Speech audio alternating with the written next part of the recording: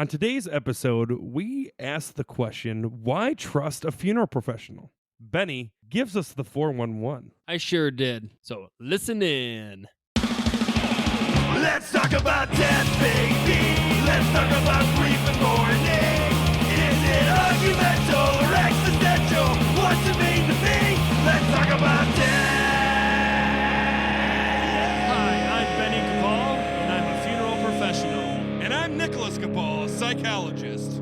Hey, Nick, let's talk about death. Let's do it. Welcome back to Let's Talk About Death. Today we're going to talk about why trust a funeral professional. And let me pose it this way. I still get questions from people asking me, why do we need funeral directors? And I think this would be a perfect way to explain not only why do we think you need a funeral director, but why is there value in the funeral profession itself? So, Benny, take it away. Where to start with this? There's a lot that go into going back to what I've always said, a funeral professional. In my opinion, a funeral professional, so let's define this. A funeral professional is a licensed funeral director / embalmer. In some states, you can be one or the other. In my state, you have to be licensed as both, which in the state of Michigan, let me go through the curriculum here just so people have an idea for the people who are writing down the educational benefits of this. So I have to go through high school. I have to then get an associate's degree and then a bachelor's degree in an accredited mortuary science school, which in Michigan, there is only one at Wayne State University. But you can also go to other schools such as Cincinnati, the College of Cincinnati, or you can go to Worsham, which is in, I think, Chicago, or usually in states around us, there's one college. But you still have to come back and take the national exam and the state exam. Let me go back to that. So you have to have a associate's degree and a bachelor's degree, more importantly, a bachelor's degree in mortuary science, which is, if you go through it, a 4-year process. But let's be honest, it most likely will take you 5 years to get through. You also have to pass what they call the national conference boards. Think about this, Doc. This is something that no other bachelor's degree has you have to do. That sounds so silly, but As you have to do. You have to pass the national board, which is set up in two different tests. You have an arts and you have a science. You have to pass those, and then once you pass those, then you can take your state board, which is a board exam based on your state. So laws in the state of Michigan that a funeral director would have to know. For instance, what color flags do you need for a funeral procession? Who has the right away in a funeral procession? These types of questions come up in the state exam. Once you pass all of that, you still also have to have 6 months of apprenticeship if you've already graduated from college, or if you haven't graduated from college, you have to have a year apprenticeship. So all of that needs to be done before you are licensed and accredited. So there is a educational standpoint to begin with. So you have to go through 4 years of college. Let's say if you're lucky enough to get through it in 4 years, 4 years of college, then you have to take national exams, which you have to prepare for, a state exam, and then basically a year apprenticeship. So you're talking 6 years, 5 to 6 years to become a funeral professional and be fully licensed. Historically, there has always been funeral professionals or funeral directors or embalmers or a little bit of both. Why is a funeral director important? I think it goes back to a saying, and yet again, I can never remember who said it, but you can base how a society is and how they treat their dead. I 100% agree with this. I grew up in a family-owned and operated funeral home that has been going for 85 years now, and we have 4 generations of Capals. I'm the 4th generation. My dad's the 3rd, his dad's the 2nd, and his dad was the 1st with his brother, started Capal Funeral Home in Ida, Michigan. I can tell you from my experience of families that have had a better experience into their grieving because of what my father has done and his father has done before in the past. The benefits of a funeral director are A, we are educated in this, so we have knowledge in how to take care of a deceased, especially if you want your deceased shown in a safe, healthy environment. Not to mention, we are the only ones that can sign certain documents, so there's a legal process to being a funeral director. On top of, there is a psychological and after psychological aspect of funeral directing, which is honestly, I think, the most important part of our job, which is helping families navigate grief during at need of a death, which at need means during a death. We also have the knowledge to educate families on the importance of setting up the so-called funeral arrangements or pre-need, whether monetarily or not, to help the family not only understand what their loved one wanted, but actually have what the loved one has already picked out. And if there is monetary also, then the family that is doing the arrangements doesn't have to usually tend to deal with any monetary at all. If you haven't gone through a death and have been the beneficiary or the executor or the next of kin, it can be a long and grueling process with all the paperwork that you have to do outside of the funeral and the death of your loved one. For instance, getting names off properties, getting names off vehicles, having to deal with probate if you have to go down that road. These all are advice and things that a funeral professional knows enough about to help you get through these. Also, if your loved one was a veteran, how do you get the bronze marker that you're entitled to, or possible monetary because of depending on when they served and how they served, and most importantly, the flag. How do you get presented the flag? These are all things that funeral directors do.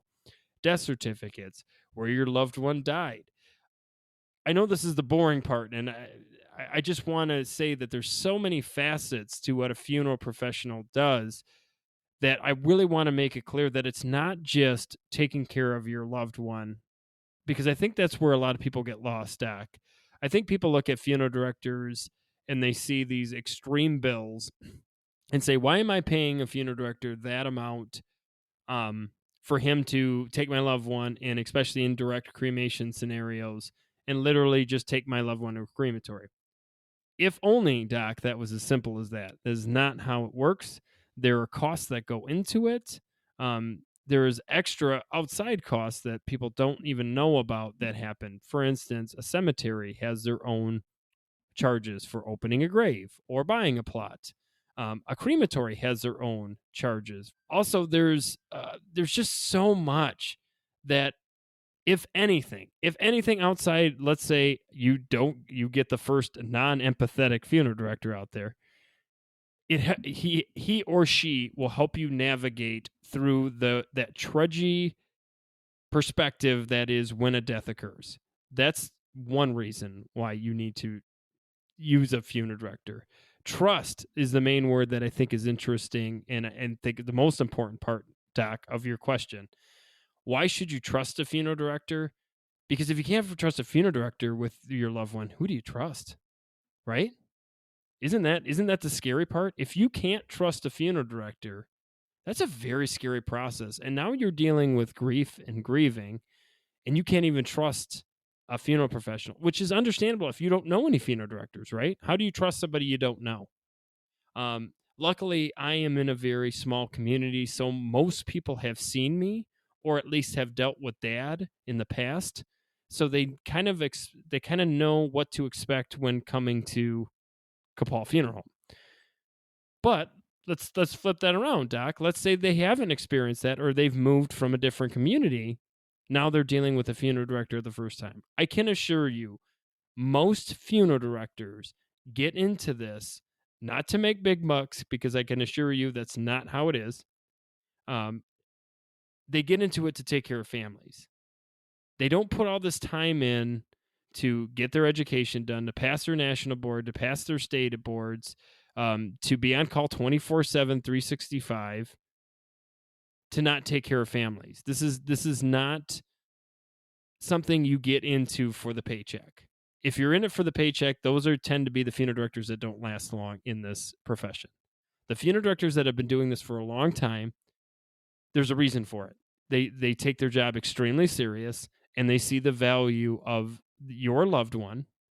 And to be honest with you, the most value you can give somebody is trust. And why should you trust a funeral director? I would challenge you to trust a funeral director. And if you don't trust your funeral director, before you have to make those hard decisions, go out and start talking to funeral directors, or go find a funeral director you feel comfortable and safe with.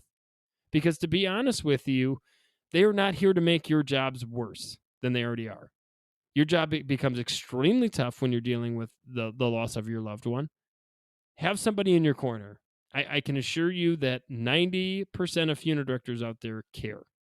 So, Doc, why should you think, in your opinion as a psychologist, why should you trust a funeral professional? I just think that one of the things that I come across in my experience is that most of the people that I talk to, obviously when I see them in my room, for the most part, it's after the funeral has been done and finished, or the celebration of life or memorial service has all been completed. And a lot of them will say, thank God that they were there, right? Thank God that we had someone who kind of guided us and showed us the right way. With that being said, there's always, with everything else, there's, a low percentage of a couple of them that made the comment that, I was rushed, or I was pushed, or I didn't feel like they were, I didn't feel a connection to them, whether it was they were cold or standoffish or pushy. And I think just like therapists, right? Let's be real. For anybody who's gone out and sought out therapy, I could tell you that there is great therapists out there. There is also some terrible ones. And I think that there's just some that just don't match your personality. Just like anything else, you can walk into, a store and they might be a phenomenal salesperson on a normal day basis, but maybe because of who they are or how they interact with you, you just don't feel safe or comfortable with them. And again, it's nothing that they personally did. It just may be who they are. And if that's the case, go find someone that you do feel, comfortable and personable with. I think, again, just like anything else, I think depending on where you live, I think that there is just almost like a tradition that this is where we go, right? And that's amazing if you feel comfortable and safe there. But if you don't know the funeral director and you like someone else or a therapist that you come across that you just don't feel like you mesh with, you need to go find someone that you feel comfortable with. So I guess my thing is that why, I guess the reason why I bring this question up is I think that there's a lot of people out there that do question, why do we need funeral directors? What is their purpose? I think if we can bring back people to understand the value of what this job can do for people and how they can be so helpful and beneficial at a time of need, I think people wouldn't question funeral directors as much anymore. But I also think that unfortunately, due to previous bad cases in the media or whatever, or watching Hollywood's depiction of what funeral directors do, I think people started questioning, why should we trust them? Why should we value them? And I think one of the things I wish that maybe hopefully this podcast can do, at least for all the listeners out there listening to Benny here, is that we are trying desperately to educate, to reach out to you, to tell you the importance of this stuff. And yeah, this is a hard topic to talk about, but I also think it's so valued and we need to do this. And I think for a lot of listeners out there that maybe question what is the value of, a funeral or a funeral director or a funeral home, hopefully this kind of clears it up. Absolutely. Well, and we could flip this, Doc, right? So like, should you trust a psychologist? Should you trust a doctor, a medical professional? Should you trust an attorney? You know, we could flip this on everybody. I think the problem that comes down to is a funeral professional is dealing with death. So therefore, it's already a sticky, scary for some, mysterious for others. And you're dealing with families during possibly the roughest times of their life. So you're dealing with them when they're not in their normal, and I say normal with quotes right now and with my little bunny ears, normal attitude. You know, you're dealing with families that have extra anger or extra closed off. And you're absolutely right, Doc. I'm sure that I'm not going to 100% click with every family I come across. I'm going to try my best. And I think that at the end of the day, that's the best you could do. I was always taught as a funeral professional, if you treat every family like it was your own family, you'll be just fine. So if I can come into it and be like, how would I treat Doc Nick coming in and talking to me about his wife, or one of my friends, or if you can treat every family like they mean something, if you could be empathetic as best as possible, you're going to do the best you can. Honestly, it's extremely tough sometimes to help families navigate it, especially if those families don't want to have anything to do with it, not because of you or not because of the funeral home, but because they just lost their loved one. They don't want to deal with anything. They want their loved one back. And I think that's where this comes down to. And you're absolutely right, Doc. The media does not portray funeral directors great. I always joke about it, but it's so true. You never read an article about a funeral director doing 1,000th funeral and it went well. You know, you hear about the funeral home that has cremated remains hidden in the ceiling, or funeral director or wrong body in the casket. Like, that's the kind of stuff you read about. So you just assume that's how every funeral director is. I can assure you that 90% of funeral directors aren't that way. And that's the thing too to think about when it comes to the new funeral directors coming out, Doc. This is something when, you go back 20 years ago, it was all males and it was all mostly kids of funeral directors, right? So they had a reason, they had an extra reason because they were going to get the business. Most of the people that are coming out of mortuary science right now are A, female, and B, are not part of family firms and have possibly never stepped foot in a funeral home. So they're coming out strictly because they want to do something good for their community and they want to help people that are dealing with loss. That's incredible to think about, because they're doing this for the right reasons, not because they're just going to get a business. I am a son of a funeral director. I have nothing but applause for the new funeral directors coming out. Not saying that I don't care for families. I completely do. But it is a lot easier when you know that it's something that is going to be eventually yours. You know what I mean? There's that's just a human thing to want to strive for a legacy. But if you don't even have that and you want to do something like this, which this is very impactful, this is very traumatic, this is very dark at times occupation, and sometimes it's very isolating because of questions like this, Doc.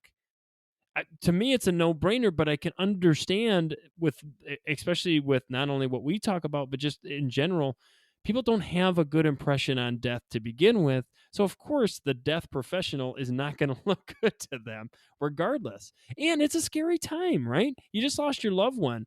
You don't want this person taking your loved one away from you. Even if they're the most delicate person at all, you want that person to stay and you want that person to wake up is what you want. And the problem is you can't. So I think you nailed it, Doc. If you don't know a funeral director you trust, talk to the people you love. Talk to your close friends and family. I'm sure they're going to tell you that, because people like to do that, right? You know a good mechanic down the road, yeah. Tony's a good mechanic down the road. I'm sure they're going to give you. Well, they'll for sure tell you the bad ones too. Oh, so. Yeah, you don't want to go to old Frederick down there and yeah, you won't have your car back. But no, I think, why should you trust a funeral director? Let's change that question to, I challenge you to trust a funeral director. How about that, Doc? Do you like that? I like it. All right, Doc. Well, I think it's that time again. A Q&A time. Q&A, everyone loves that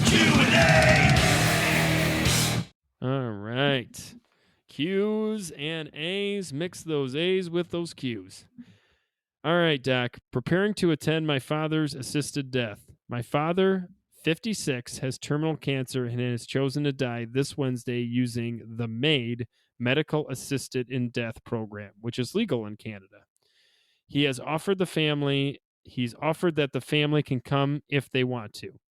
I very much want to attend my father's last moments. It means a lot to me that he be surrounded by his family. But I don't know how I will keep it together. I don't want his last moment to be of his family crying as he dies. But I also don't want that I can or know how to suppress that. I worry that if I go and cry, it will make it worse for him. But I want to go. Do you guys have any advice? My family has had a great deal of death, but nothing has impacted me like this. So first things first, I do want to clarify that this is a very tough situation. My father is still breathing and still with us. I can't imagine watching him die, nor do I want to. So let me make that very clear to start this off. But I also want to normalize this situation because I think this medically assisted in death is going to be coming. If it's not in our state, which it isn't right now, currently in Michigan, I wouldn't be surprised if it's there soon. There is states in the United States that have. There is states in the United States. Wow, well, that's a repeat. States in the United States. There is some states in the United States so far that are allowing it. So it wouldn't surprise me if Michigan becomes one of them. With that being said, I've always been a firm believer that it is a beautiful thing to be a part of someone's final breath, someone's final day. But with that being said, it is very tough to be a part of that. If, this whole idea of holding it together, my question for this person would be, why do you need to? Why is there a rule that you can't be emotional or open or be transparent about your feelings? I think this is a problem we as a society deal with on a daily basis, is that we're not allowed to show feeling, especially for the men, right? Pull yourself up by your bootstraps. You can't do that. You can't cry. No, that's silliness. And because unfortunately, that same kind of mentality is what's going to bring you into my office later on in life. Because we need to let emotions out. Gosh, they're finding out that, even in tears, there is a medical reason why we cry, right? Tears might, from this research I was reading, tears actually have a healing process to them, right? They actually have a natural painkiller in them. There's a physical reason for the reason why we cry. There is nothing wrong with breaking down, right? Breaking down does not mean you're broken. That's an interesting fact that we call it breaking down. You're not broken. You're just human. You're living. You're experiencing. Life is not easy. If life was only happy all the time, you would not know how to feel happy. You wouldn't feel happiness. Because without sadness, without the yin and the yang, you would never know what happiness truly is. Those tears may be sad, but there's also the tear of joy too, right? That I'm able to be with my father for his last day. I'm able to stare him in the face as he accepts his new next stage, whatever that is, whatever you believe in. But I also think that is important that we talk about this, because this is going to happen more and more frequently. And I think that people are going to unfortunately miss out on a situation that could be super beneficial for them, because they're worried about breaking down. I want to change that to they're worried about being human. Why are we so worried about showing emotion? Why? I think that's what makes us beautiful. That's what makes us humans. We need to show that emotion. And that's going to train the future generations that it's acceptable, that it's okay. That's okay that I saw Dad cry at Grandpa's death. Great. Now they don't feel uncomfortable the next time they lose something. So I would really advise this person that I would really check and challenge that thought about breaking down. You're not broken. You are human. You are allowed to feel, and you should feel. I'm Dr. Nick, and that's my thoughts. Yeah, I think you summed it up so well. I'm not gonna keep beating the same dead horse, but I think, to be honest with you, you bring it up. It sounds like you want to be there, so be there. If you're trying to suppress your thoughts and your emotions, you're not actually there. It is something that Doc Nick and I had the opportunity to watch our grandfather take his last breaths. And it is something that I think everybody should go through if they have the opportunity to, because it is beautiful. As much as it is hard to watch and as much as it's challenging, there was some beauty in it. And honestly, for me, and I can't speak for Doc Nick, but I'm assuming something similar, he would think it's a life-changing moment. And there is nothing more than, I would assume, your dad wants than you being there. And he wants you being there, which means you being present. And you being present is you letting go of your emotions. So, hell yeah, cry it out, because that's just showing that you loved your father. And I'm Benny, and that's all I got to talk about. So, thanks everybody for listening. Thanks for that awesome question. Like, that's a hard one. That's a hard one. But if you have more questions, or if you have thoughts, maybe on, you trust a funeral director, maybe you don't trust a funeral director, maybe you want to know of good funeral directors in the area of where you're from, please send us any of your questions or thoughts. Or maybe, like I always say, your newest song that you came across that was really good, a banger, at let's talk about death pod@gmail.com. Share us with your friends, like us, review us, send us all the likes and the loves and the reviews. Because if you're not talking about death, You aren't living.